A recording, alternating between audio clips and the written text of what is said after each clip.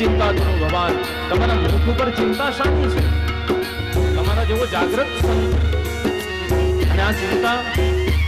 અને ત્યારે નારદજી કહે છે, મહારાજ હું પૃથ્વી લોકમાં ગયો હતો. અહમ તો પૃથ્વીયાતો જ્ઞાત્વા સર્વોત્તમાનિતિ. તાળીનો નાદ રાખો. અહમ તો પૃથ્વીયાતો જ્ઞાત્વા સર્વોત્તમાનિતિ.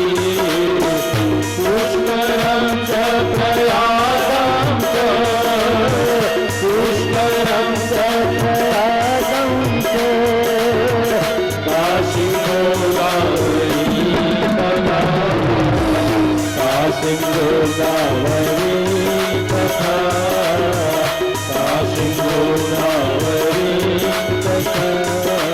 સનત કુમારોને નારદજી કહે છે કે ગુરુદેવ અમે પૃથ્વીની યાત્રામાં ગયા. ગાયંતિ દેવા કિલ ગીત ગાની ધન્યાસ્તુ તે ભારત ભૂમિ ભાગે.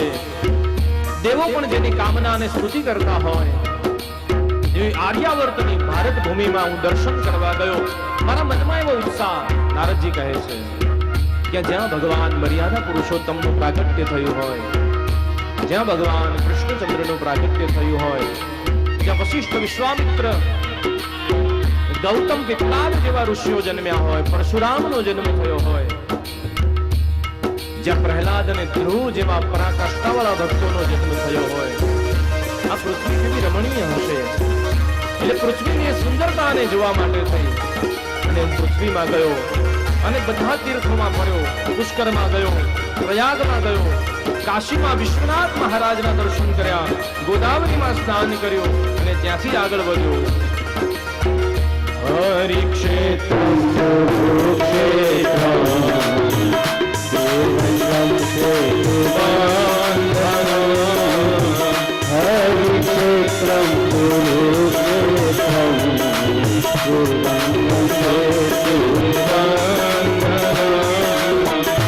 દેવમાનિષુ તીર્થેષુ દેવમાનિષુ તીર્થેષુ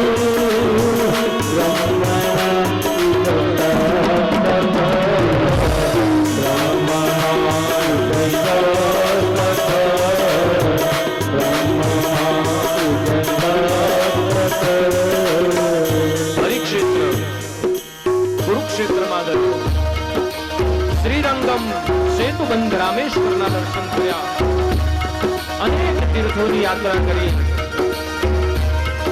અને યાત્રા કરતા કરતા હું ભક્તિની ભૂમિ એવી વૃંદાવનમાં ગયો. અને વૃંદાવનમાં મેં એવું દ્રશ્ય જોયું કે જે જોતાની સાથે હું અટકી પડ્યો. ત્યાં શું જોયું છે? કરુણી પ્રભુ ભાગે શ્યામલો વિદાયક. કરુણી પ્રભુ ભાગે શ્યામલો વિદાયક. કન્યો નિગ્રહિરો કન્યો નિગ્રહિરો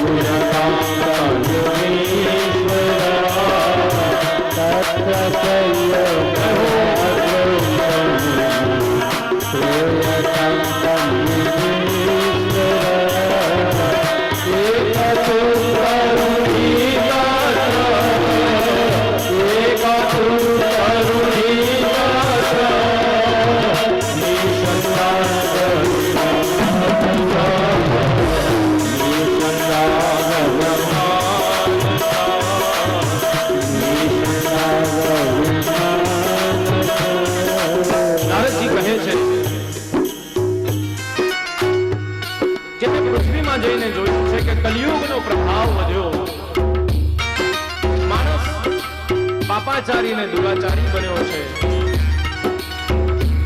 અને તરુણી પ્રભુતા કે હે શાલકો બુદ્ધિદાયક ઘરમાં જો તમારા માટે ફાયદાની વાત છે તરુણી પ્રભુતા કે હે ઘરની અંદર સ્ત્રીઓનું સામ્રાજ્ય ચાલે અને શાલકો બુદ્ધિદાયક ભાઈને ન પૂછે એટલું શાળાને પૂછવું પડે બધી વિપરીત પરિસ્થિતિ જોવા મળી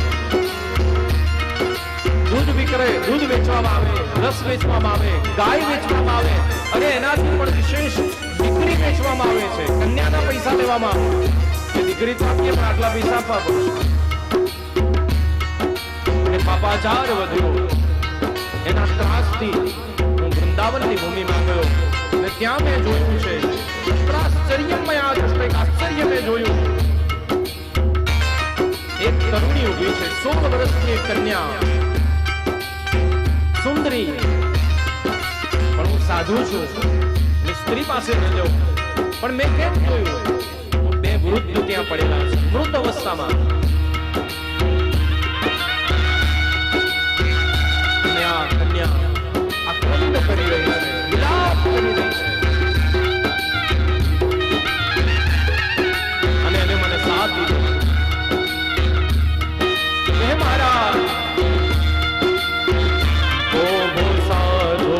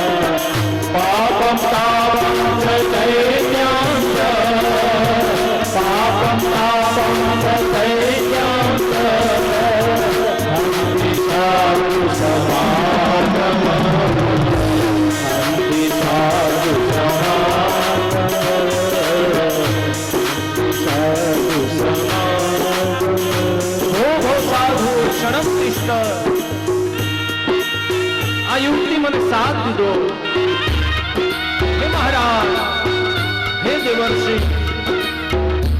એક ક્ષણ માટે ઉભા રહો મત ચિંતામ અપી નાશય મારી આ દુખિયારીની ચિંતાને પણ દૂર કરો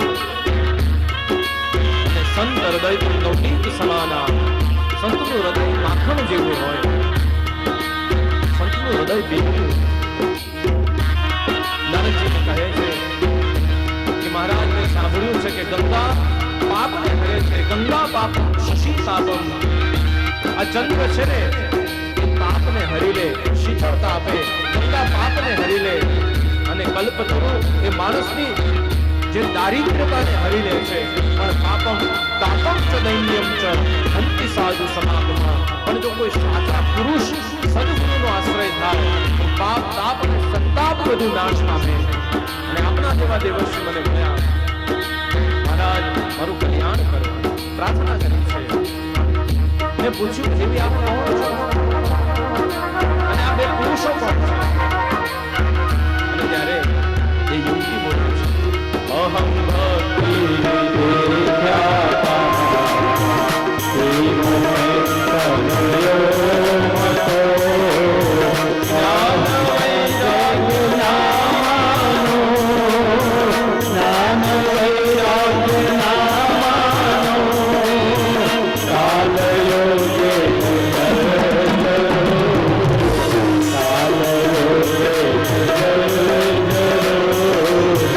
Utpanna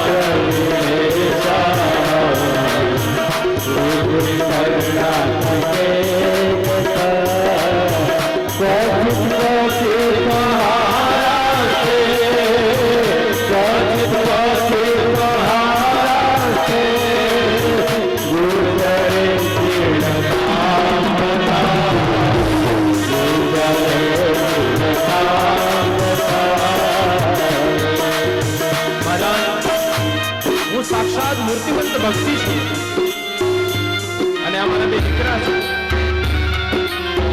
નારદજી કહે છે કે આશ્ચર્યમાં પડી ગયો કે માં 16 વર્ષની લાગે અને દીકરા સાવ વયોવૃદ્ધ, એ પણ મરવાની અવસ્થા, જાણે 100 વર્ષની આયુ હોય એવું શરીર ક્ષીણ થયું. કહે છે આ જ્ઞાન નામનો મારો દીકરો અને આ વૈરાગ્ય નામનો મારો દીકરો છે. હું ભક્તિ દ્રવિડમાં ઉત્પન્ન થઈ, દક્ષિણ ભારતમાં મારો જન્મ થયો. ભક્તિનો જન્મ દક્ષિણ ભારતમાં થયો છે અને મારી વૃદ્ધિ કર્ણાટકમાં થઈ. મારી યુવાની મહારાષ્ટ્રમાં વીતી, પણ જેવી હું ગુજરાતમાં આવીને એટલે જીર્ણકાળ હતા, હું વૃદ્ધ થઈ ગઈ. અને આપણે જોઈશું આજે પણ સાઉથમાં જાઉં તો નિત્ય પૂજા થાય, લોકો બસમાં કે તિલક કર્યા વગર બહાર ન નીકળે. કેવા ઉત્સવો થાય, પોતાની ઓળખાણ ન છુપાવે. હિન્દુ છું, શિખા રાખે, તિલક ત્રિકોણ ધારણ કરે. કર્ણાટકમાં પણ એવી ભક્તિ જોવા મળે છે. મહારાષ્ટ્રીયન લોકો પણ રંગોળી પૂરીને ભક્તિ કરે, ઉત્સવ કરે. પણ ગુજરાતમાં આવો કેવા અનુભવ થાય કે કદાચ પૂજા કરતી વખતે મારા પંડિતોએ ચાંદલો કર્યો હોય અને છોકરાને સ્કૂલે લેવા જવું તો પેલો બાથરૂમમાં જે મોઢું ધોઈ નાખે. કેમ? તમને ખબર પડી જાય કે પૂજા કરી છે. શરમ આવે લોકોને. આપણને મંદિર જતા શરમ આવે, કારણ કે કોઈ જોઈ જશે કે મંદિર જાય છે તો પાપ કરીએ છીએ, શરમાતા નહીં. કહે છે પછી ત્યાંથી વૃંદાવનમાં જયારે આવી ત્યારે પાછું મારું શરીર એ વૃંદાવનની રમણ રેતીમાં મને પ્રાપ્ત થયું, પણ મારા દીકરા હજુ વૃદ્ધ છે. સનત કુમારોને કહ્યું, નારદજી, જ્ઞાનની વૃદ્ધિ માટે તો તમારે વેદ પારાયણ કરવું જોઈએ. વૈરાગ્યનો ઉપદેશ તો ઉપનિષદમાં છે. તમારે વેદ પારાયણ કરવું, ઉપનિષદનું પારાયણ, બ્રહ્મસૂત્રનું પારાયણ કરવું, ભગવદ્ ગીતાનું પારાયણ કરવું હતું, વેદાંત વાંચવું હતું. નારદજી કહે છે બધું જ વાંચવું, વેદ પાઠ કર્યો, પણ એ અવસ્થામાંથી જાગૃત થાય પાછા મૂર્છિત થઈ જાય. આકાશવાણી થઈ, હે ઋષિ, તમે જે કંઈ કરી રહ્યા છો એ સાચું છે, પણ સત્કર્મ સૂચકોનું જ્ઞાન યજ્ઞ સ્મૃતો બુધાઈ, તમે કંઈ સત્કર્મ કરો. કયું સત્કર્મ કરો? એ સત્કર્મની શોધમાં હું નીકળ્યો છું. ઘણા ઘાટમાં ફર્યો, ઘણી જગ્યાએ ગયો, ઘણાને પ્રશ્ન પૂછ્યો, પણ સત્કર્મનો સાચો અર્થ કોઈ મને કહી શકતું નથી. અને શું કરવાથી જ્ઞાન જાગૃત થાય, શું કરવાથી વૈરાગ્યનો ફરી જન્મ થાય, એ મને સમજણ પડતી નથી. થાકી હારીને તમારા શરણે આવ્યો છું. ત્યારે સનત કુમારોએ કહ્યું, નારદજી, હવે તો એક જ વસ્તુ વધે છે અને એ છે કલૌ કેશમ કીર્તનાદ. કારણ સનત કુમારો ગાય છે, યત ફલં નાસ્તિ તદર્શા તારી પાડવામાં બોલના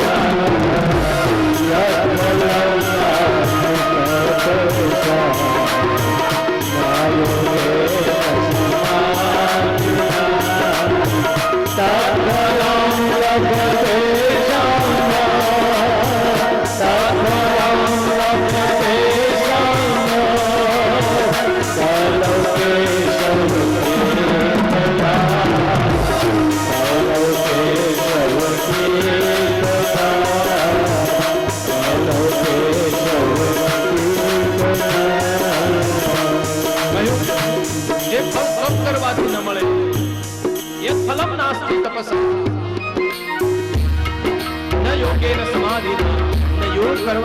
સમાધિ કરવાથી.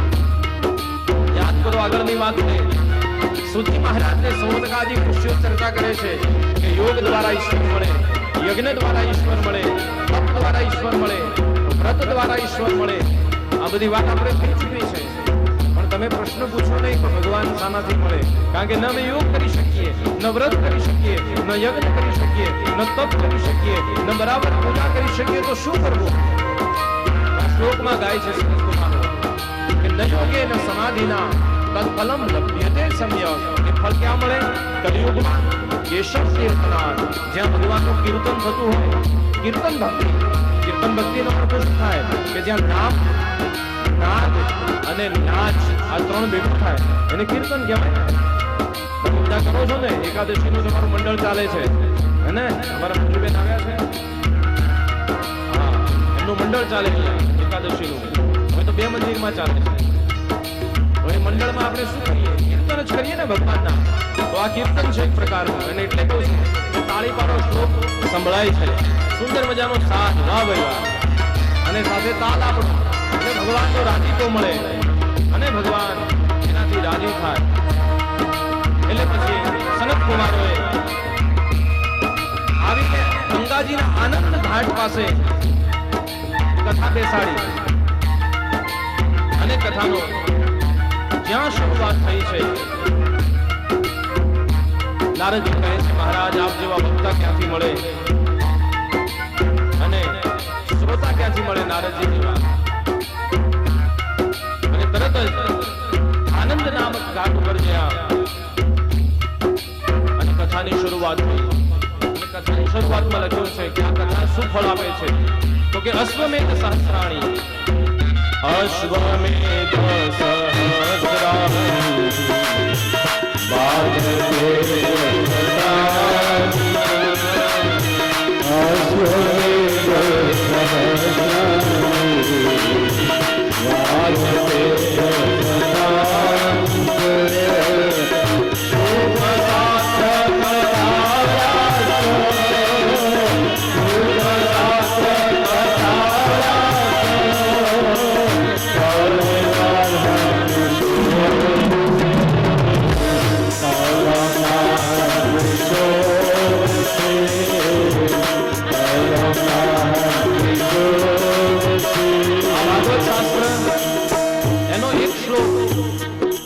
અડધો શ્લોક, એ શ્લોકની એક પંક્તિ પણ જો આપણે ગઈ શકીએ, સાંભળી શકીએ, એમાં આપણે આપણો સાથ આપી શકીએ, તો પણ 18,000 શ્લોક ગાયાનું પુણ્ય મળે. અને હું નથી કહેતો, શાસ્ત્રોનું મહાત્મ્ય કહે છે. શું કહે છે?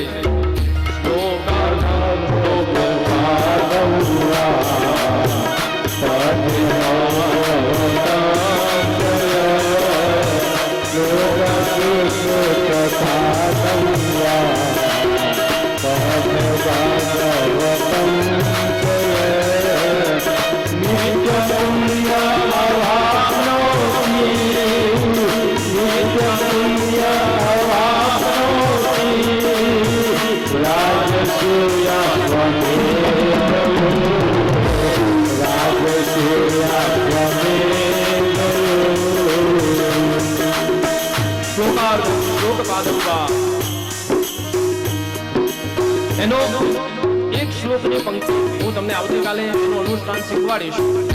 આપણે વાત છે કે આપણે અહીંયા માત્ર સાંભળવું નથી, અનુષ્ઠાનાત્મક ભાગવત કરવું છે. તમે અમે બધા સાથે મળીને કઈ ભગવાનને રાજી કરવાનો પ્રયાસ કરીએ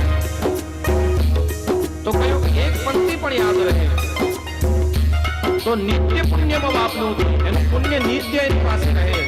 અને એનાથી વિશેષ રાજસૂય અને અશ્વમેધ નામના 2 યજ્ઞો કર્યા હોય એટલું પુણ્ય મળે. બોલો હવે આપણા વેદમાં ઉપનિષદના મંત્રોમાં શું લાગે છે? તમારી દાઢી ફૂટે એમ છે અંદર, એના ઉચ્ચારણના ફાફા પડે આપણને. પણ ભાગવત છે ને એ વેદ અને શાસ્ત્રોનો રસ છે. અને એટલા માટે લખ્યું કે નિગમ કલ્પતરુર ગલિતમ પદમ શુકમ કાલમૃતદ્રવ સંયુતમ પિતરધાનવસમ રસમાધ્યમ મુગ્રહો શિખા ભુવિ ભાવુષા. આ ભાગવત માટે લખ્યું છે કે નિગમ એટલે વેદરૂપી જે કલ્પતરુ છે એનું ગલિત પરિપક્વ ફળ છે, પકેલું ફળ છે. અને ફળ પાકી ક્યારે કહેવાય ખબર છે? જેની જૂની કેરી ખાધી હોય, એ દવાવાળી પાવડરવાળી નહીં, તમારી સાદી ભાષામાં હાથ પડેલી કેરી ખવાય. સમજો છો? હાહુ પૂછો તમારી જે કેરીમાં હાથ પડ્યું હોય ને કેવી રીતે પડે તો કહેવાય કે એની પર પોપટ બેઠો હોય એને ચાંચ મારીને ચાખી હોય એ પાકી હોય તો સુખદેવજી રૂપી સુખમુકાદ અમૃતદ્રવ સંયુતમ સુખજી પોતાની અમૃતવાણી જેમાં ઉમેરી અને પીબત ભાગવતમ ભાગવતને સાંભળવાનું નથી કહ્યું એને પીવાનું કહ્યું કારણ કે કદાચ સાંભળો ને ઘણાને સીધી લીટીમાં નીકળી જાય પણ પીધું હોય તો એ ઉતરી જાય અને એ શું આવે તો તમે કહેશો અન્નનળી અન્નનળીની બાજુમાં શું છે ખબર છે હૃદય છે એટલે સીધું અહીંયા જીવવાથી હૃદયમાં ઉતરી જાય અને એટલે કહ્યું છે કે આ ભાગવત એ કેવું છે તો કહ્યું કે મામા મૂર્ધન કરહી છે અતઃ પિતંતુ મત ભાગ્યા આ ભાગવતને હેમત ભાગી હેમત બુદ્ધિના લોકો ક્યારે છોડતા નહીં તક મળે શાસ્ત્ર કે હું નથી કહેતો કે મહારાજે મન બુદ્ધિ ના આમાં મુનકંતુ કરવી છે એક પણ પગ છોડતા નહીં ભાગવત સાંભળવાની કારણ કે જેટલી વખત સાંભળશો એટલું એનું પુણ્યનું ભાગ જમા થતું જશે અને એનાથી વિશેષ વાત કરી કે આ બીજું કશું નથી આ ભગવાનનું સાક્ષાત સ્વરૂપ છે સાહેબ ભાગવત કારણ કે જ્યારે ભગવાન સુધામ ગમનની લીલા કરે ત્યારે બાજુમાં ઉદ્ધવજી કહે છે કે હે નાથ અમને અનાથ કરીને જાઉં છું આ કલિયુગનો પ્રભાવ વધ્યો આ પૃથ્વી કોને આશ્રિત છે અમને કોણ બચાવશે અને ત્યારે એવું લખ્યું છે કે સ્વકીય તેજ ભગવાનનું જે તેજ હતું તથા ભાગવતે વધા ભગવાનનું દિવ્ય તેજ એમાંથી પ્રગટ્યું ભગવાનના સ્વરૂપમાંથી પારસ્પરિક ભગવાન બેઠા છે એમાંથી તેજ નીકળ્યું અને ભગવાનને ભાગવત ગ્રંથ આપ્યો એમાં પધરાવ્યું એમાં તિરોધાન કર્યું અને તિરોધાન કર્યું માટે મહાત્મ્યમાં સુજી મહારાજ કહે છે તેનેયમ વાંગમયી મૂર્તિ સ્વપ્નસારતે હરિ તેનેયમ વાંગમયી સ્વપ્નસારતે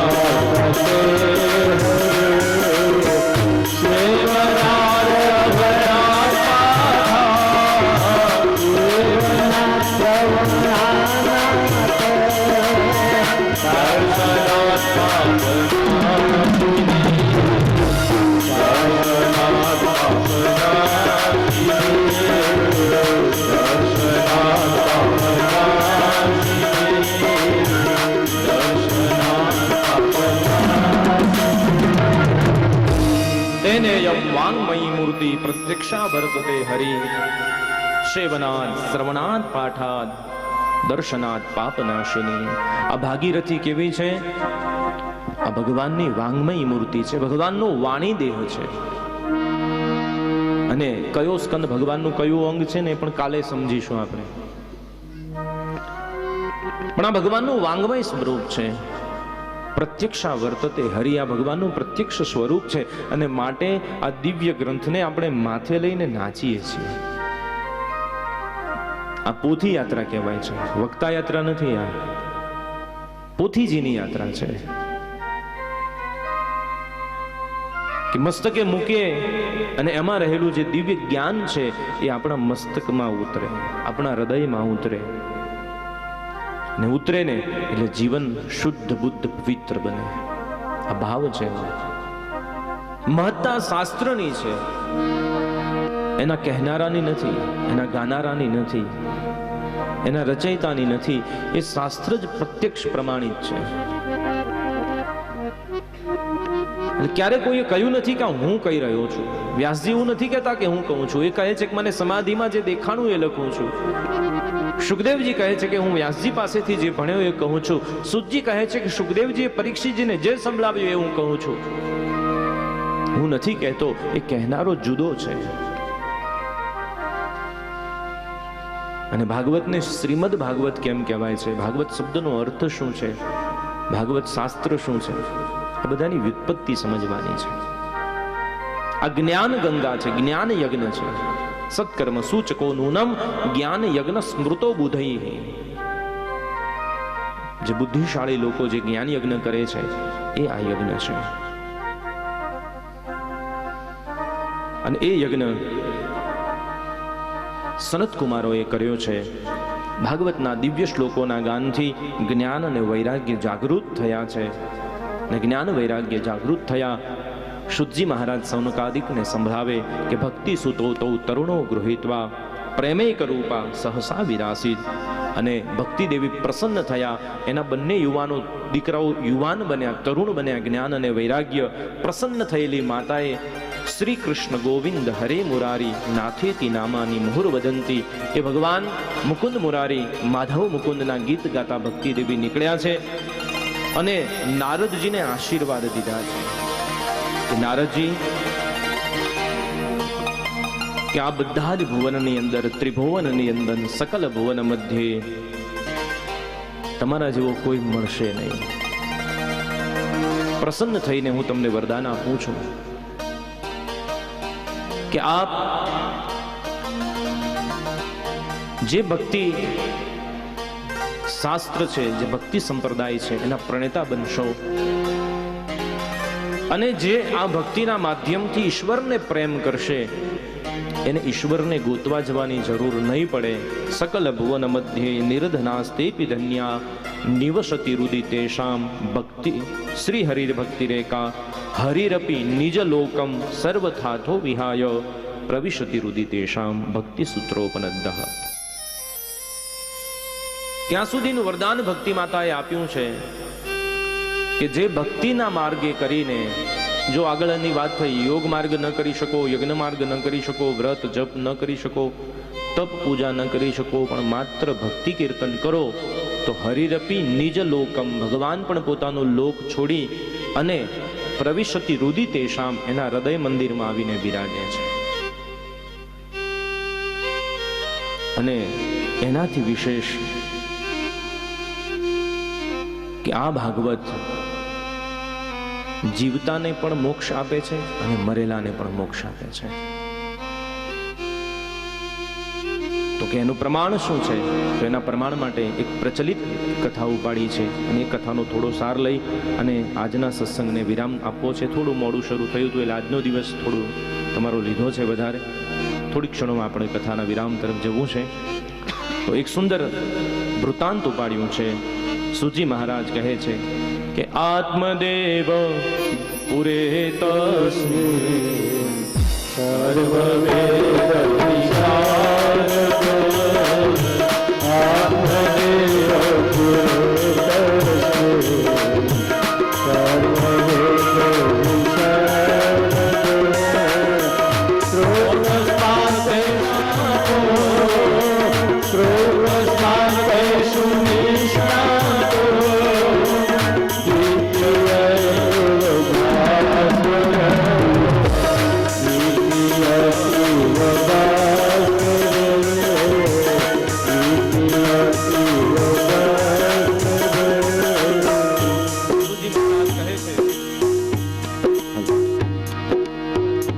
આપને એક વૃત્તાંત સંભળાવું છું.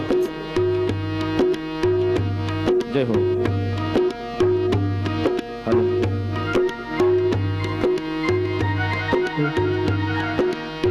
જગદીશભાઈ આપનું ચાલુ છે? હલો. ચલો. આપને એક વૃત્તાંત સંભળાવું છું. તુંગભદ્રા નદી, એ નદીના કિનારે એક સુંદર નગરી છે અને એ નગરીમાં એક આત્મદેવ નામના ભૂદેવ રહે છે. કેવા બ્રાહ્મણ છે? તો સર્વવેદ વિશારદ છે, શ્રૌત અને સ્માર્ત યજ્ઞો કરે છે અને જાણે બીજો સૂર્ય હોય એવા તેજસ્વી પવિત્ર બ્રાહ્મણ છે. એમની પત્નીનું નામ છે ધુંધુલી. બધી રીતે સંપન્ન છે, પણ આત્મદેવને એક દુઃખ છે મોટી વાતનું કે એમને કોઈ સંતાન નથી, નિસંતાન છે પોતે. એક દિવસ સમાજ સમાજની લાજથી કંટાળીને, કારણ કે નિસંતાનપણું પણ સમાજનું એક કલંક જ કહેવાય છે, કલંક એવું માને સમાજ. એટલે વાંધિયા મેણું લોકો માર્યા કરે. આત્મદેવ કંટાળ્યા, નક્કી કર્યું કે આ શરીર છોડી દેવું જોઈએ. આવું જીવન ધિક્કાર છે, આવા જીવનને કે જીવનની કોઈ પરિસ્થિતિ ન હોય. એટલે મનમાં વિચાર કરી અને પોતે નક્કી કર્યું છે કે આજે જઈને આત્મદાહ કરવું, આજે શરીર છોડી દેવું, આત્મહત્યા કરી લેવી.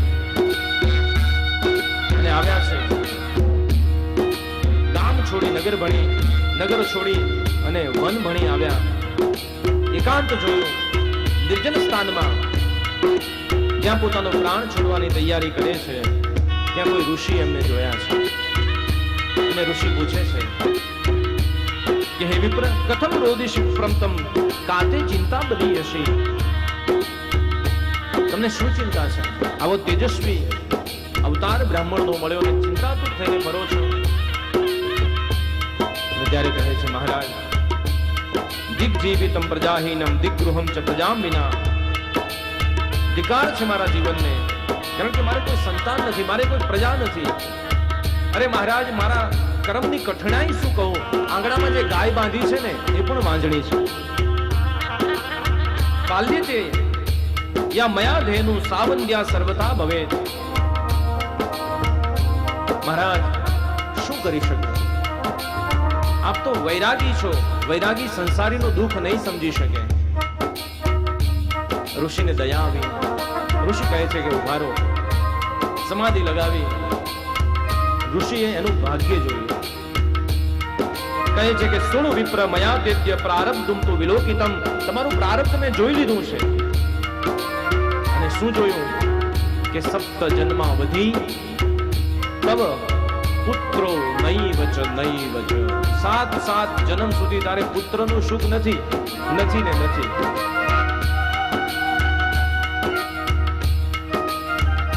તું સુખી છે ભલા માણસ કે તારી સંપત્તિ તારા હાથે વાપરવાનું ઈશ્વરે નક્કી કર્યું હશે.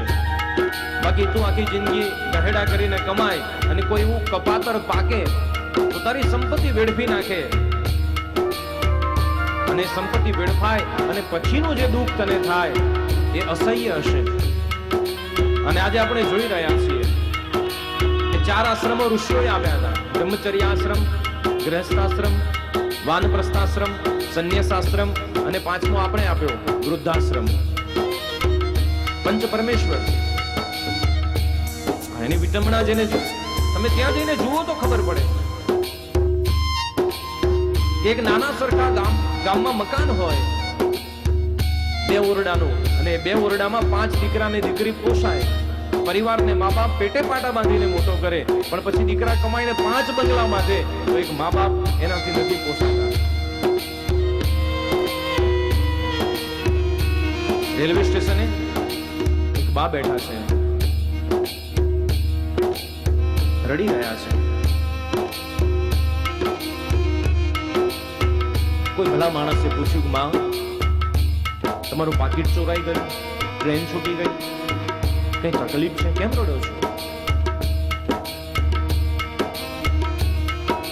આંખમાંથી અશ્રુની ધારા સાથે માં કહે છે, ના ભાઈ, એમાંનું કશું થતું નથી. મારે તો કાલે ટ્રેન છે, ટિકિટ મારી પાસે છે, પણ આજે મારે ઉપવાસ છે. સજ્જન પૂછે છે કે માં, ઉપવાસ તો ઘણા લોકો કરતા હોય છે, એમાં રડો છો શાને? અને પછી એને યાદ આવે છે કે માં, આજે એવો તો કયો તહેવાર છે, કયો વાર છે તમારે ઉપવાસ છે? ત્યારે માં કહે છે કે આજે 31મી તારીખનો ઉપવાસ. પેલો માણસ વિચારમાં પડે કે વાર કરતા જોયા, તિથિ કરતા જોયા, તહેવાર કરતા જોયા, જયંતી ઉજવે, શિવરાત્રી, રામનવમી કરે, કોઈ જન્માષ્ટમી કરે, તારીખનો ઉપવાસ કરતા મેં કોઈને જોયા નથી. માં, 31મી તારીખનો ઉપવાસ કેમ કરો છો તમે? કોને બતાવ્યો તમને? તો કહે છે કે માં, અભાગણી છું બેટા, મારે 2 દીકરા છે અને બંને નક્કી કર્યું છે કે 30 દિવસ આ રાખે, 30 દિવસ આ રાખે, પણ જે મહિનો 31નો હોય એ એક દિવસ મારો રેલવે સ્ટેશને જાય. વિચારો કે એક દિવસ માને ન રાખી શકે એ સંપત્તિ ક્યાં નાખવાની? એટલે ઋષિ કહે છે કે આત્મદેવ તું ભાગ્યશાળી છે કે તારે સંતાન નથી. તારી સંપત્તિ તારા હાથે વાપરી નાખ. સત્કર્મો કર, ધર્મશાળાઓ બાંધ, કુવા બંધાવ.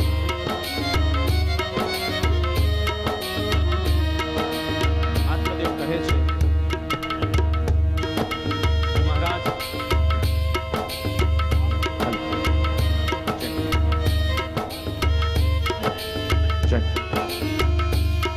હલો 5 વાગી ગયા ને? હું ધરમભાઈ કઈ તારો થોડો વધારી દઈશ. તું મારો અવાજ વધાર. ધરમભાઈ 15 મિનિટ વધારે વગાડ્યું છે, ચાર્જ વધારી દેજો આને. અવાજ જતો રહે 5 વાગે.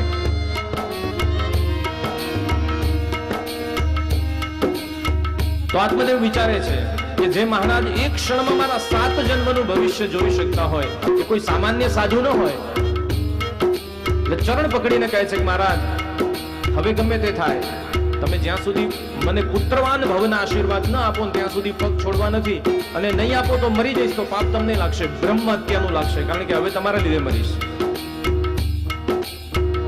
અને મહારાજ હશે તારા ભાગ્યમાં નથી, પણ છતાં તું મજબૂર કરે છે. તો મહારાજે પોતાની જોડીમાંથી ફળ આપ્યું. ઇદમ ભક્ષ્ય પત્ન્યાત્વમ તવ પુત્રો ભવિષ્યતિ. આ તારી પત્નીને ખવડાવજે, જ્યાં તારે પુત્ર થશે.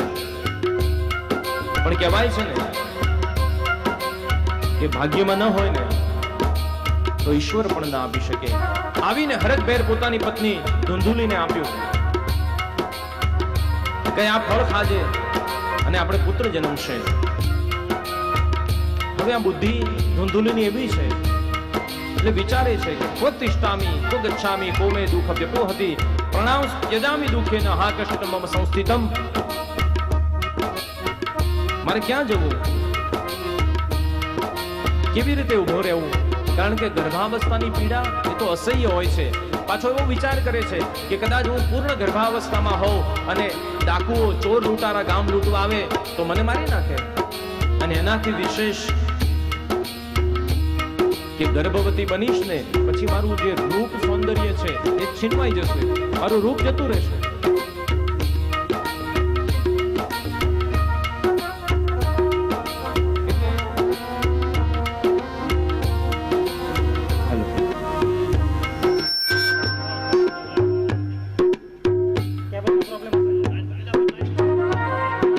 કઈ વાંધો નહીં, કાલે વાયર બદલી નાખે. સરસ. એટલે પછી એની બેનને મળે છે. એટલે એની બેનને કહે છે કે શું કરવું? એટલે એની બેન, એનો પતિ દારૂડિયો છે, એ ગર્ભવતી છે. એટલે એની બેન એક યોજના બનાવે કે જો હું ગર્ભવતી છું, મારો પતિ બાળકને પોષી શકે એમ નથી, તું ગર્ભવતી છે એવું નાટક કરજે, મારે બાળક થશે હું તને આપીશ ને હું જાહેર કરીશ કે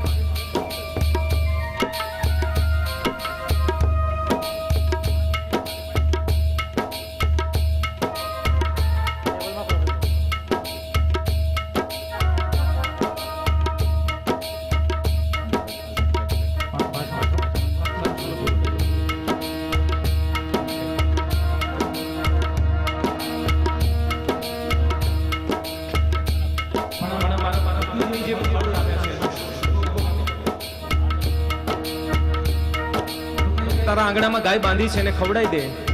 એટલે પરીક્ષા પણ થઈ જાય કે સાધુ છેતરી ગયા કે સાચું છે. અને યોજના બરાબર કામ કરી 9 માસનો પૂર્ણ ગર્ભ થતા એ ગર્ભવતી છે ત્યાં સુધી એવું નાટક કર્યું. એની બેનને પુત્ર જન્મ્યો, એને લઈ લીધો અને પોતાને તબિયત સારી નથી એટલે આને મને દૂધ આવતું નથી માટે મારી બેનને રાખવી પડશે અને આમે એને સંતાન મરી ગયું છે.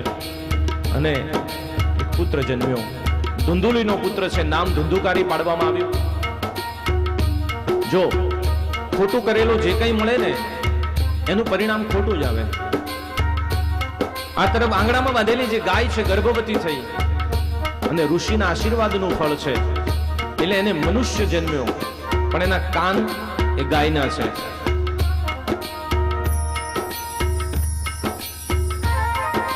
હવે પુત્રના લક્ષણ પારણામાં ધુંધુકારી એવો મહાન ખલ થયો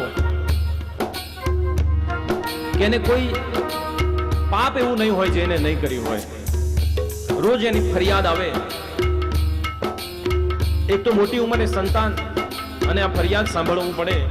આત્મદેવ એને એક દિવસ ગોકર્ણજીએ કહ્યું કે પિતા, સંસારમાં મોહ રાખવો એ સારી વાત નથી. ધર્મમ ભજસ્વ સતતમ ત્યજલોક ધર્માન સેવસ્વ સાધુ પુરુષાન જહિ કામ તૃષ્ણાન અન્યસ્ય દોષ ગુણ ચિંતન માસુ મુક્ત્વા સેવા કથા રસમહો નિતરામ વિવસ્વામ. ધર્મમ ભજસ્વ, હવે ધર્મનું આચરણ કરો, સંસાર છોડી દો. ગોકર્ણની વાત માની ગંગા કિનારે આવ્યા, સંતોની સેવામાં રહ્યા, સત્સંગ કર્યો, જળપાન કર્યું, તપ કર્યું, જપ કર્યું અને આત્મદેવને ભગવાન પ્રસન્ન થયા અને ભગવાન એ આત્મદેવને પોતાના ધામમાં લઈ ગયા. એનું તો કલ્યાણ થયું. પિતાના મૃત્યુના સમાચાર મળ્યા એટલે ધુંધુકારીએ માનો કાઠલો પકડ્યો. પિતાનું ધન ક્યાં છે? એક દિવસ, બે દિવસ મા પાસે હતું એટલું આપ્યું, ના આપ્યું એ દિવસે માને મારી નાખી. માં મરી, કમોતે મરી. આ પાપ્યો હવે સ્વચ્છંદી બન્યો. ઓછું પડતું હતું. એક નહીં, બે નહીં, ત્રણ નહીં, પાંચ ગણિકાઓને ઘરમાં લાવ્યો અને પાંચ ગણિકાઓની સાથે વિષય વાસનાથી રત રહે છે. હવે ગણિકાઓને પૈસો જોઈએ, ચોરી કરવા માંડ્યો, હત્યા કરવા માંડ્યો. ચોરી કરતા કરતા રાજાને ત્યાં ચોરી કરી. એટલું બધું ધન લૂંટીને લાવ્યો. આ ગણિકાઓને થયું કે રાજાનું ધન જે દિવસે પકડાશે આ પણ મરશે ને આપણે મરીશું. આના કરતા આને મારીને બીજા ગામ જતા રહીએ. બરાબર દારૂ પાયો, ખાટલે બાંધ્યો, ગળું દાબ્યું પણ મર્યો નહીં. જો પાપિયા છે ને જલ્દી મરે નહીં. અને પાછા એમ કહેતા હોય કે હવે તો ભગવાન મારો દોરો ખેંચી લે તો હારું, નહીં ખેંચે. તારું આખું કુટુંબ રોજ પ્રાર્થના કરે છે કે આ ખોખું જાય તો હારું, પણ ન જાય. અભાગ્યા હોય ને એ ત્યાં જગ્યા ન થાય. કારણ કે ભગવાને વિચારે ને કે ભંગાર ભેગું કરીને મારે શું કામ છે. એટલે ગણિકાઓ એ નથી મરતો ને એટલે ચૂલામાંથી ધગધગતા અંગારો લઈ અને એના અહીંયા ગળા ઉપર નાખ્યા છે. અનેક યાતનાઓની સાથે આના પ્રાણ છૂટ્યા એટલે પ્રેત યોનીમાં ગયો. ગોકર્ણજી અનેક તીર્થોની યાત્રા કરતા કરતા ગયા શ્રાદ્ધ કર્યું, ગયા શ્રાદ્ધ કરી, ગંગા સ્નાન કરી.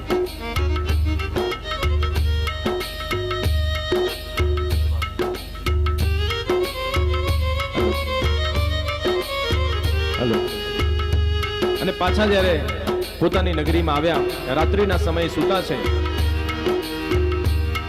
ત્યારે કોઈ બિહામણો દ્રશ્ય બને. ઘડીકમાં ઘેટું થાય, ઘડીકમાં માણસ થાય, ઘડીકમાં વિખરાઈ જાય, રડે, આક્રંદ કરે. ગોકર્ણજીએ જળ હાથમાં લીધું. જે પણ હોય પ્રત્યક્ષ થાય. ધૂળની એક ડમરી ઉડી છે.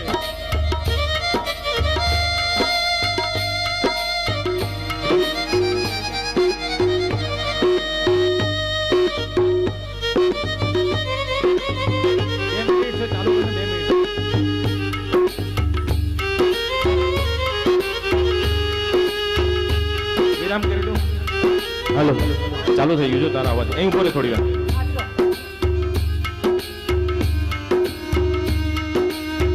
જય હો.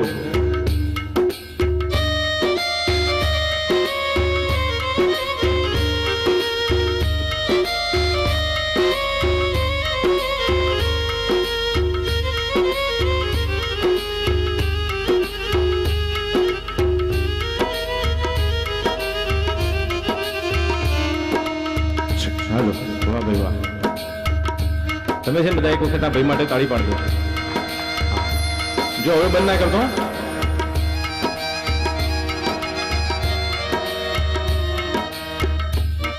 તો કહે છે કે હું તમારો ભાઈ છું, ધુંધુકારી.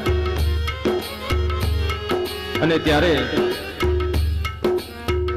ગોકર્ણજી કહે છે કે મેં તો તારા ઘણા શ્રાદ્ધ ગયાજીમાં કર્યા. મને સમાચાર મળ્યા છે કે ત્યાં સંસાર છોડ્યો. તો કહે છે કે મારા પાપ એટલા છે ભાઈ કે મને મુક્તિ મળી નથી. આપ તો સૂર્યના ઉપાસક છો. તમે નિત્ય સંધ્યા કરો છો તો કાલે તમે સૂર્યનારાયણ એ આખા વિશ્વમાં પરિભ્રમણ કરતા હોય છે એમને પૂછી જોજો. અને ગોકર્ણજીએ સવારની સંધ્યા કરતા સૂર્યનારાયણના રથને અટકાવ્યો અને પ્રશ્ન પૂછ્યો છે, મહારાજ કયું એવું સત્કર્મ કરું કે જેનાથી મારો ભાઈ જે પાપી છે, દુરાચારી છે, એ પ્રેત યોનિમાં ભટકે છે, એ પ્રેત યોનિમાંથી એ મુક્ત બને. અને ત્યારે કહે છે કે મેં ગયાજીમાં પણ શ્રાદ્ધ કર્યું અને ત્યારે સૂર્યનારાયણ દેવ એવું બોલ્યા છે, ગયા શ્રાદ્ધ સતેનાથી મુક્તિ મેં ભવિષ્યતિ સતેનાથી મુક્તિ મેં ભવિષ્યતિ ઉપાયમયંતિ ત્વં વિચાર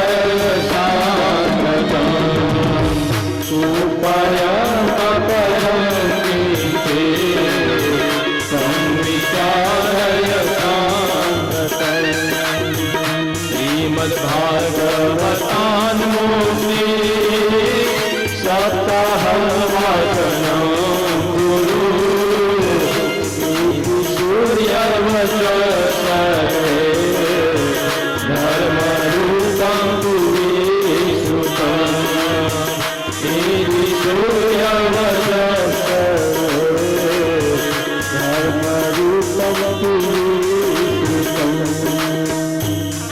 ભાગવતાન મુક્તિ સપ્તાહ વાચન ગુરુ સૂર્યનારાયણ દેવ એવું કહે છે, હે ગોકર્ણજી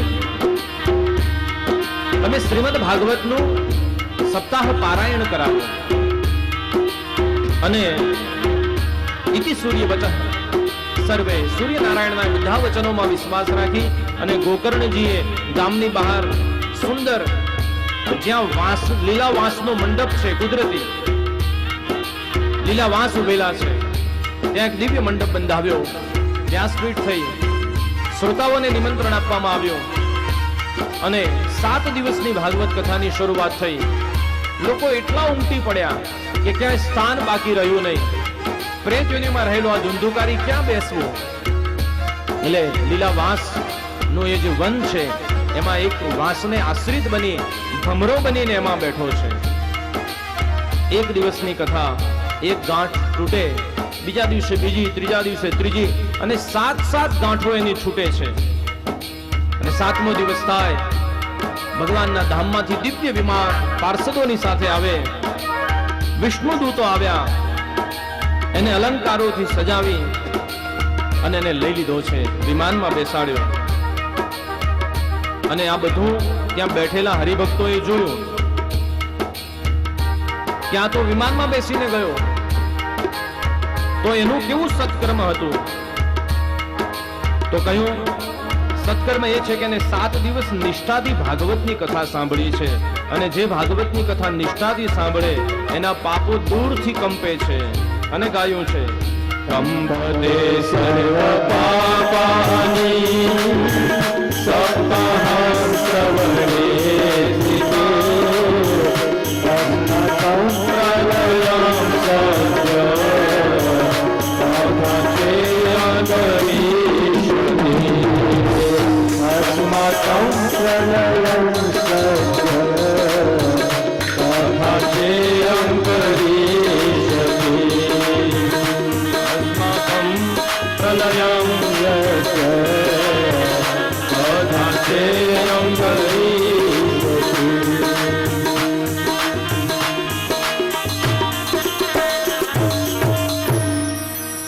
ત્યાં બેઠેલા શ્રોતાઓએ પ્રશ્ન પૂછ્યો છે ગોકર્ણજી મહારાજને કે મહારાજ, કથા તો અમે પણ સાંભળી, પણ અમને તો વિમાનમાં બેસવાની જગ્યા ન મળે. એનું કારણ શું છે? અને ત્યાં ગોકર્ણજીએ અને ત્યાં સૂતજીએ સૌનકાદિકોને પણ સંભળાવ્યું. ગોકર્ણજીએ શ્રોતાઓને વક્તા અને શ્રોતાના લક્ષણો સંભળાવ્યા કે વક્તા, પહેલા તો વક્તાના લક્ષણો કયા કે દ્રષ્ટાંત કુશલો ધીરો, વક્તા કેવો હોવો જોઈએ કે દ્રષ્ટાંત આપી શકે, સંસ્કૃતનો કુશળ જાણકાર હોય, સ્વભાવે થોડો ધીર હોય, માઇક બંધ થાય તો ક્રોધ ના આવે, અને સંતોષી હોવો જોઈએ. પેલા પેકેજ નક્કી કરવાનું ન હોય, બરોબર? એમણે જ કથા, કારણ કે કથા જેને કહી છે એને વેચી છે, વેચી નથી.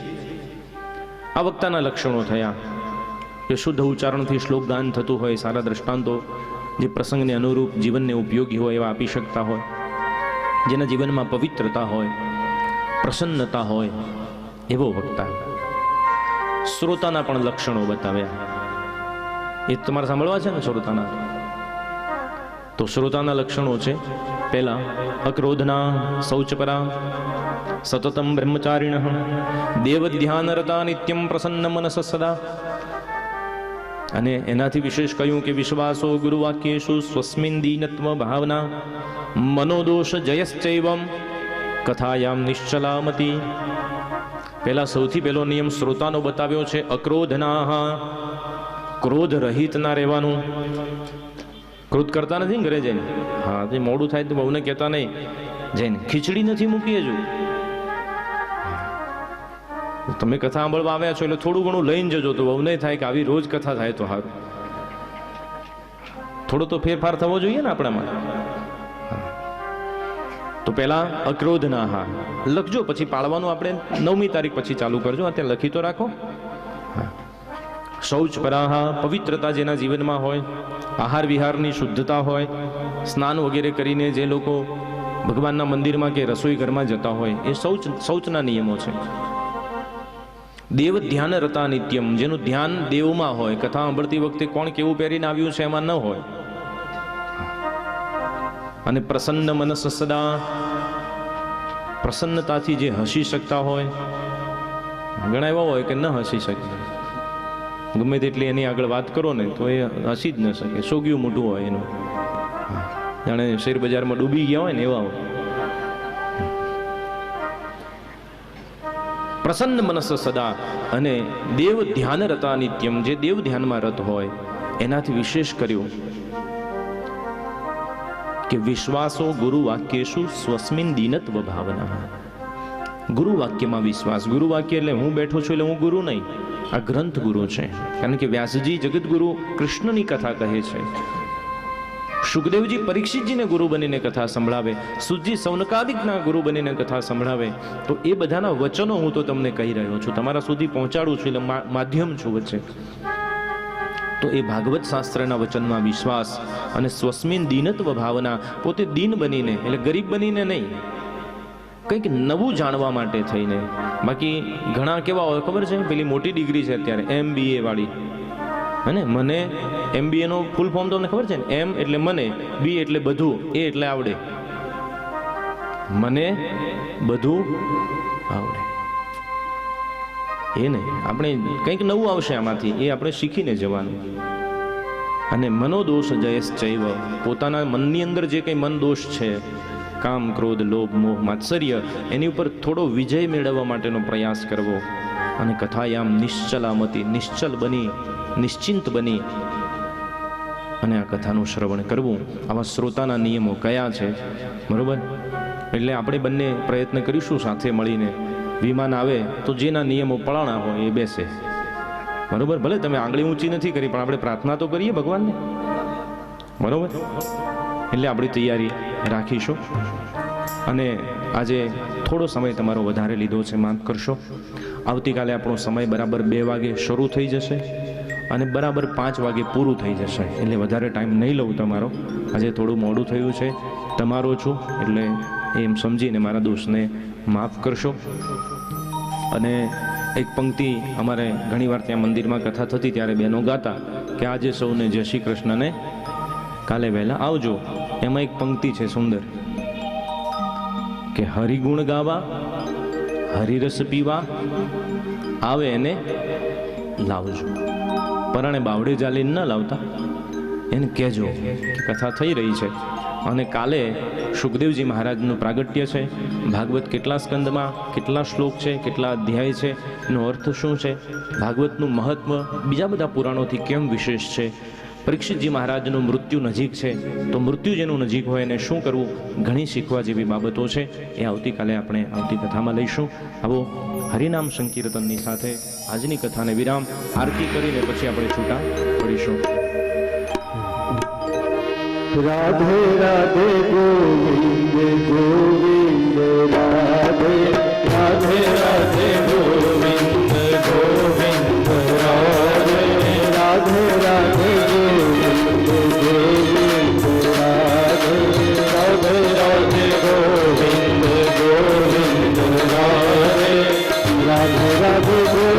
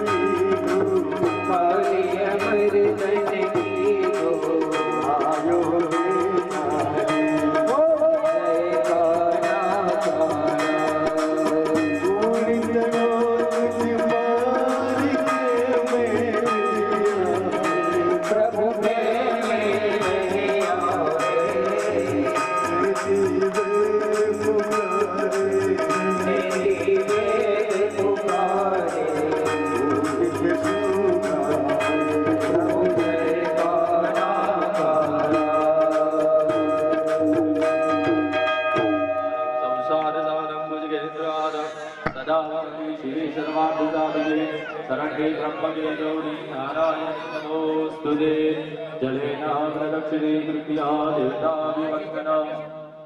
देवताभिवन्दन पुष्पाभ्यां देवताभिवन्दन आत्मकल्याणार्थे आत्माभिवन्दन हस्तं प्रक्षाल्य मंत्रपुष्पाञ्जलिं गृहीत्वा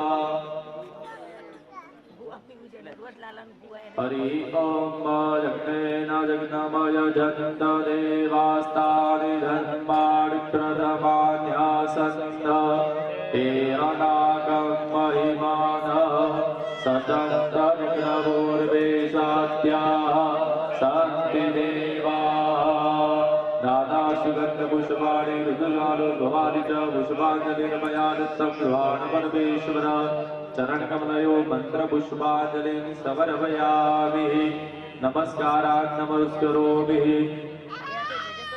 अनेन यदा शक्ति पूजना प्रथमाने आवाहितदेवता प्रियन्ता नमः विष्णवे नमः विष्णवे नमः विष्णवे नमः तस्य ब्रह्मार्पणमस्तु बोले श्री कृष्ण कन्हैया लाल की जय। श्रोताओं ने विनंती भाइयों बहनों ने कि તમારી પોતાની જગ્યા ઉપર જ અત્યારે બેસજો। અહીંયાથી વ્યાસજી કથા મંડપની અંદર બહાર જાય પછી પોતાની જગ્યાથી બધા ઉભા થઈ गोपाल नंदना कृष्ण गोविंद गोविंद गोपाल नंदना गोविंद गोविंद